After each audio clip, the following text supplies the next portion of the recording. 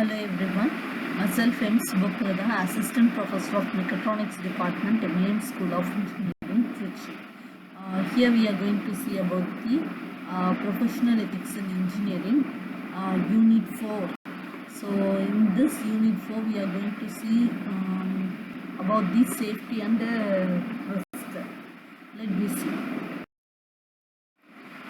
So here this is the unit for small overview. So that is in unit 4 the topic is safety, responsibilities and rights. So in this topic we are going to see what is safety and risk and what are the assessments of safety and risk. Then we are going to see about what are the risk benefit analysis are using the risk matters. Then we are going to see about the respect for authority, collective bargaining, confidentiality, conflicts of interest, occupational crime, professional rights, employee rights, intellectual property rights and discrimination. All these things we are going to see in a deep discussion from this unit 4. Let me see one by one. First we are going to see about safety and risk. What do you mean by safety? So safety means that is it is defined as a risk that is known and judged as acceptable. Okay, so risk is a potential. It should be something that is unwanted and harmful maybe occur. So risk will be provides the most of the safety purposes. So for example, one approach to defines the safety would be render the notion thoroughly, which is subjective by defining in the terms where whatever risk a person judges to be acceptable. So such a definition was given by William W. Lawrence. So a thing is safe if its risk are judged to be acceptable. So this approach will help to underscore the notion that judgment about the safety and tactily valued judgments about what is acceptable risk to a given person or a group. So risk it is the result of unsafe situations. So sometimes it can be unanticipated by doing the particular uses. So it should be explained in the formula as probability of the safety is equal to 1 minus probability of risk. So risk will be is equal to probability of occurrence into consequence in magnitude. Next, there will be the different methods which are available to determine the risks. That is, we can say that for testing the safety, we can have so many risks. So, testing on the functions of safety system components, there will be two types. One is destructive testing and another one is prototype testing. So, destructive testing, it means that we have to test the components that will be done fails. That is, it is very too expensive but very realistic and useful. Okay, so if one component we have to test the approach for a last minute until the component becomes fails. That is known as destructive testing. Prototype testing means if the testing is done on a proportional scale model that will be a vital components fixed in the system. So dimensional analysis could be used for projects to become the results of the actual conditions. So simulation testing is done with the help of the computers. Next, safety must be integral part of most of the engineering designs. So in other words, William W. Lawrence, that is a thing who is safe, its risk are justified to be acceptable one. So here the design or thing to be said to be safe for the persons who judges the perceived risk is a high. In short, safety means an acceptable risk. So, the drawbacks of the definition of Lawrence are under the estimation of risk, over the estimation of risk, and no estimation of risk. So, these three things will be defined that underestimation of risk means if there is some of the risk occurs in some of the problems or designs that is acceptable by the person means it should be completed under the risk manners. Overestimation of risk means if there is in some of the products there will be a more risk in the product, but we have to solve it and fulfill the risk. So that is overestimated risk. No estimation of risk means there will be no risk when you are doing that work. So that is the no estimation of risk. Next, modified version of the Lawrence is said as that is a thing is safe if where it risk fully known, those risks would be judged acceptable in a light of settled principles. So most of the fully a thing is safe that will be with respect to the given person or group at a given time. So we have be fully aware of the risk and express their most settled values. So we have to judge the risk and we have to maintain the certain degrees. So these difficulties in the Lawrence definition will be overcome by knowledge and the settled value principles. So we have to help to rule the irrelevant judgments.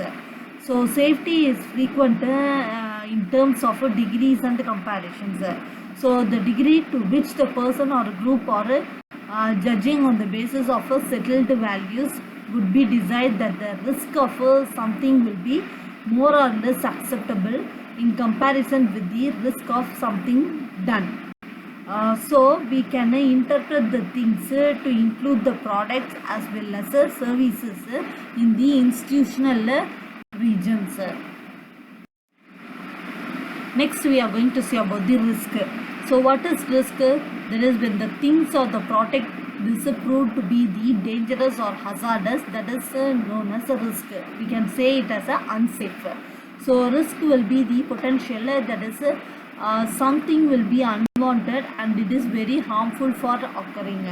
So the risk possibility of suffering harm or less is available. So it is defined as the probability of specified level of hazardous which should be realized. So risk is a product of probability and consequences which is given by the equations as risk is equal to probability into consequences. So on the basis of the technology, the risk will include the dangers of body harms or economic loss or environmental degradations. So good engineering practices will have always a concern with the safety. So whenever the society is more influenced by technology, there is more possibility of facing the risk not only by the users but also by the producers. So it will causes the imbalance on the safety demand that will be in the higher order to lower order.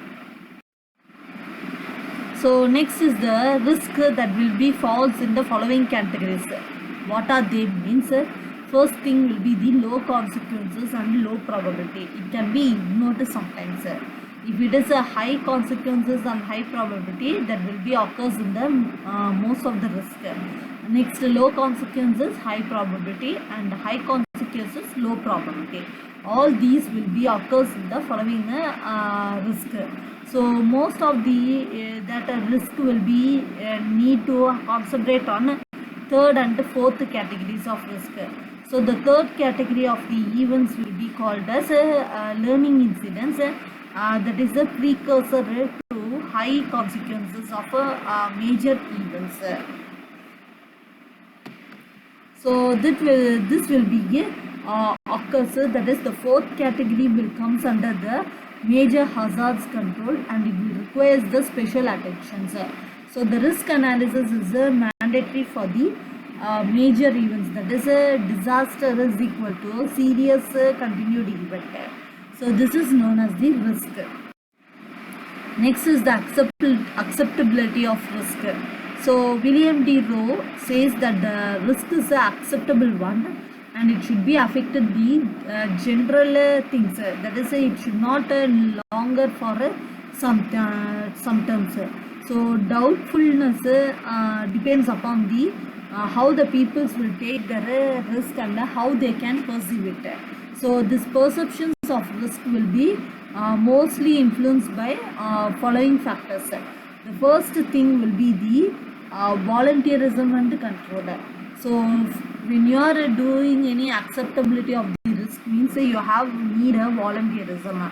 So though the peoples will know their actions are unsafe, and that will involve the risk in voluntary risk. So they will take up these kinds of risky actions on thrill and amusement as well as in the fun manner. So this will be the all things will be the acceptability of risk. Second thing will be the effect of information on risk assessments.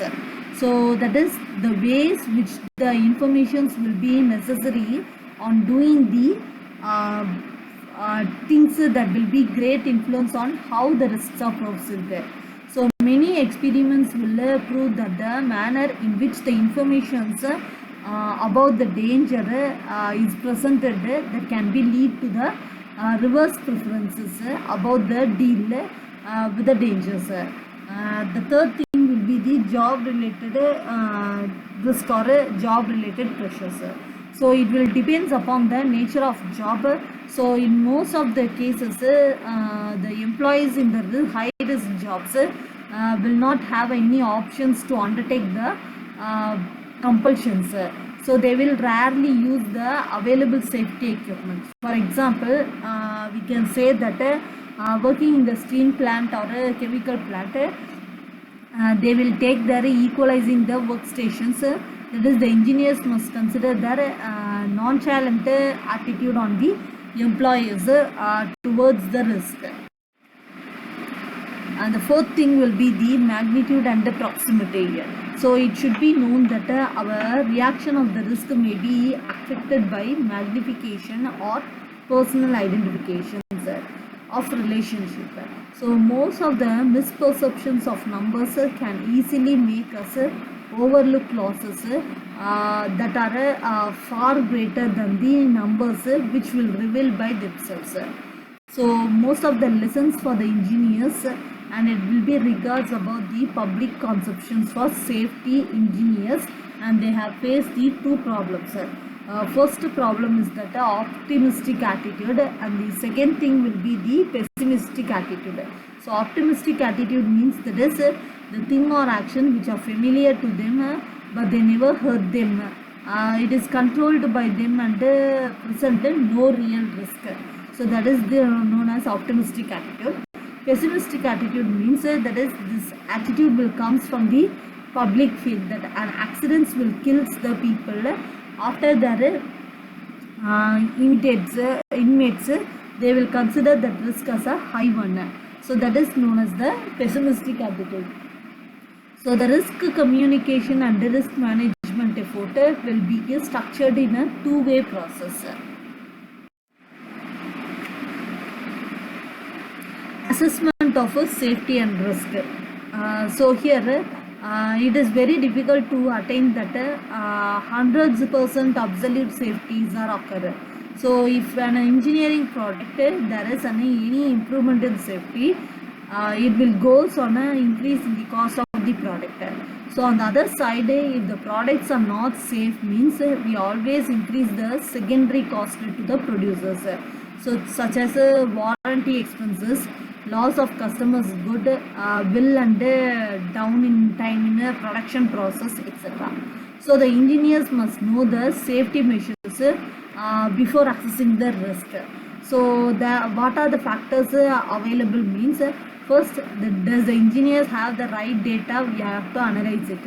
Next, is they satisfied with the present design or not?